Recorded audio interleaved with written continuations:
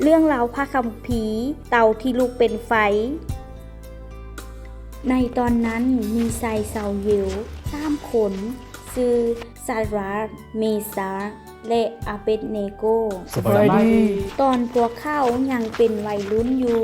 พวกเขาได้ถูกจับออกจากอิสราเอลไปอาศัยอยู่นครบาบิโลนในตอนนั้นกษัตริย์ที่ปกครองนครบาบิโลนที่มีชื่อว่าเนบูกาดเนสซาร์ใกล้จะสำเร็จแล้ว เราได้สร้างรูปปั้นขำสูง27 เมตร ดีหลาย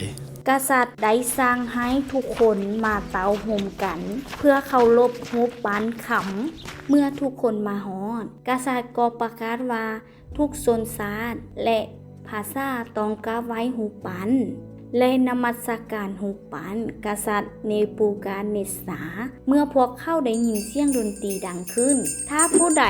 บ่เฮ็ดตามผู้นั้นจะถูกลงโทษในเตาไฟที่กำลังลุกไหม้อยู่เมื่อมีเสียงดนตรีดังขึ้นทุกคนก็คุกเข่าลงพื้นและกราบไหว้รูปปั้นแต่ซาราห์เมซาและอาเบดเนโกบ่ได้เฮ็ดตามเพราะพวกเขาแม่นชาวยิวและพวกเขาจะก้มหัวลงต่อพระเจ้าองค์เดียวเท่านั้นชาวบาบิโลนบางคนได้ฟ้องชาวยิวต่อกษัตริย์ว่าซาราห์เมซาและอาเบดเนโกบ่ได้ก้มหัวลงต่อรูปปั้นสิ่งนี้เหตุให้กษัตริย์ใจหายหลายกษัตริย์ถามซาราห์เมซาและอาเบดเนโกว่าแม่นแท้บ่ที่พวกเขาบ่ก้มหัวกราบไหว้รูปปั้นกษัตริย์กล่าวว่าจะให้โอกาสพวกเขาอีกรอบในการก้มหัวลงต่อรูปปั้นและถ้าพวกเขาบ่เฮ็ดตามพวกเขาจะถูกโยนลงกองไฟเหล่ากล่าวว่าพระเจ้าองค์ใดจะช่วยพวกเจ้าจากอำนาจของข้อยซาราห์เมซาและอาเบดเนโกตอบกลับว่าพวกเขาบ่ต้องการที่จะเกโตกับกษัตริย์เลยพวกเขาเว้าว่าถ้าพวกเขาถูกโยนลงกองไฟ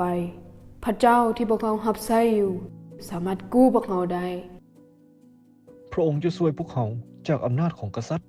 แต่ถ้าพระเจ้าบ่เฮ็ดแบบนั้นก็ขอให้กษัตริย์รู้ไว้ว่าพวกเขาจะบ่คาบไว้พระของทานและบ่ก้มคาบต่อรูปปั้นคำที่กษัตริย์สร้างขึ้นมาก ษัตริย์ใจหายหลายกับซาราห์เมซาและอาเบดเนโกกษัตริย์จึงสั่งให้คนดังไฟฮ้อนกว่าปกติถึง7 เท่าทั้ง3 คนก็คือซาราห์เมซาและอาเบดเนโกถูกมัดรวมกันและโยนลงเตาไฟไฟฮ้อนหลายถึงขั้นฆ่าคนที่โยนพวกเข้าลงกองไฟจนตายซาราห์เมซาและอาเบดเนโกถูกโยนลงในกองไฟ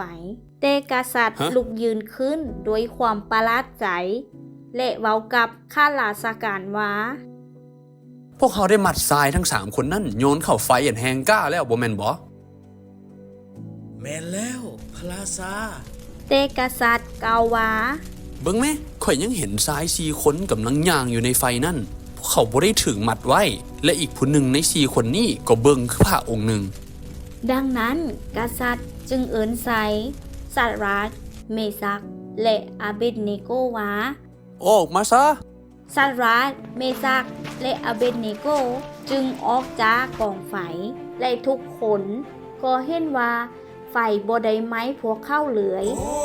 พวกเขาบ่ได้กินควนไฟเลยหลังจากนั้น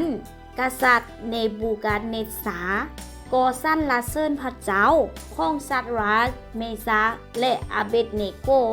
ผู้ที่ได้ช่วยชีวิตของชายเหล่านี้จากเตาไฟและกษัตริย์ก็ออกคำสั่งว่าถ้าผู้ใดหมิ่นประมาทพระเจ้าของซาราห์เมซาและอาเบดเนโกจะถูกลงโทษกษัตริย์ยังได้เลื่อนศาลแก่ซาราห์เมซาและอาเบดเนโก